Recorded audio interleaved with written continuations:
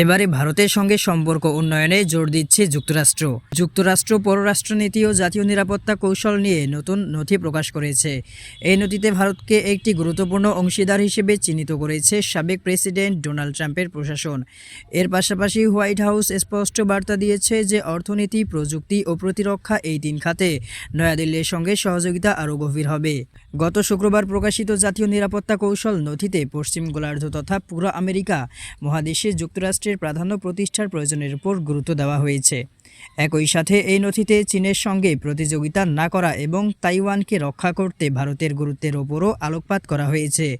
তবে জো বাইডেনের সময় 2022 সালে প্রকাশিত পূর্ববর্তী নথির মতো নতুন নথিতে চীনের প্রতি বিশেষ নজর দেওয়া হয়নি এবং বেইজিংয়ের সঙ্গে প্রতিযোগিতাকে যুক্তরাষ্ট্রের প্রধান চ্যালেঞ্জ হিসেবে চিহ্নিত করা হয়নি। নথিতে ভারতের সম্পর্কে বাণিজ্যিক সম্পর্ক আরও শক্তিশালী করার উপর জোর দেওয়া হয়েছে। একই সঙ্গে অস্ট্রেলিয়া, জাপান ও যুক্তরাষ্ট্র নিয়ে গঠিত কোয়াডের মাধ্যমে ইন্দো প্যাসিফিক নিরাপত্তায় নয়াদিল্লির অব্যাহত সহযোগিতা প্রত্যাশিত বলে উল্লেখ করা হয়েছে। দ্বিপক্ষীয় সম্পর্কের ওপর কূটনৈতিক গুরুত্ব দেওয়ার বিষয়টি তুলে ধরা হয়েছে এবং নথিতে বলা হয়েছে যে ভারতীয়দের সঙ্গে আমাদের বাণিজ্যিক এবং অন্যান্য সম্পর্ক উন্নত করতে হবে।